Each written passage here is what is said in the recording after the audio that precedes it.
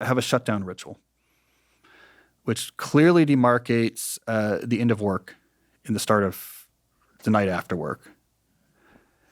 And the shutdown ritual, so it has to, you have to close open loops, right? So you got to make sure this is like a review type period. Let me look back at my inbox and look at my plan. Let me look at my, my time block and my calendar. Really make sure there's nothing urgent that needs to be dealt with that I didn't. And there's nothing that's just in my head that I don't want to forget. That's not written down somewhere. Like, take care of all of that, right? So you review all these things. You get, what am I going to do tomorrow? You don't have to build your whole plan for tomorrow, but you have a sense for it. And then you need some sort of demonstrative thing you do to indicate that you finished the routine, right? So my longtime newsletter readers know I used to actually have a phrase. I would say, schedule, shutdown, complete. Like a crazy phrase, right? It's not how normal people talk, right? Now I have a planner that has like a checkbox that says shutdown complete next to it. The reason why that is a demonstrative anchor is that you use this then for cognitive behavioral therapy, because at first people have a hard time shutting down work. I mean, I invented this because I had a very hard time shutting down working on my dissertation. What if this proof doesn't work, and blah, blah, blah.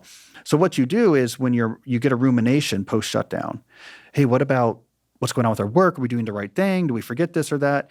Instead of engaging in the rumination, well, it's like, no, I think we're okay. Let me think about my schedule tomorrow. What's my plan? You instead can just say, I said that crazy phrase, or I checked that box. I wouldn't have said that phrase unless I had gone through everything and made sure that I had a good plan and nothing's being missed and it was okay to shut down work. Because of that, I'm not going to engage with your rumination. I said the weird thing. Let's get back to what we're doing. This is like cognitive behavioral therapy that after a month or so, you are really able to actually effortlessly disengage from work and do everything, all the other stuff that matters, right? Without having the constant ruminations about work, which gives your mind an actual break to, do other things. So, I mean, this is more mental health than productivity. But for me, it was critical. I mean, I can really remember when I came up with this, exactly where I was in my grad student career. And there's just too many ideas and concerns that were just roiling. And like once I did this, it took a few weeks, and then I could actually shut down and go on and do other things.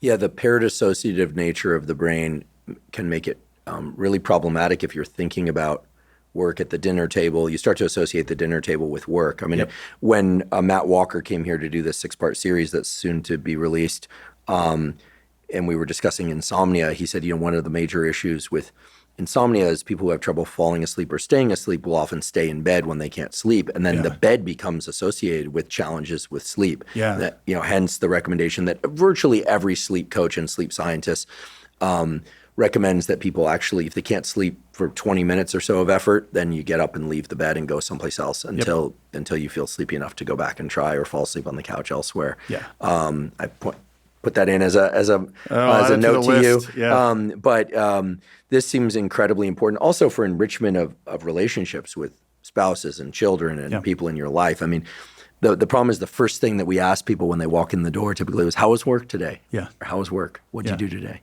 Yeah. Tell me about your school day. Tell me about your work. Maybe we need to come up with better questions. Yeah. Like, here's something interesting we could do, or here's like something I read about unrelated to work. Mm-hmm. Yeah. No, I think it makes a huge difference. Thank you for tuning in to the Huberman Lab Clips channel. If you enjoyed the clip that you just viewed, please check out the full-length episode by clicking here.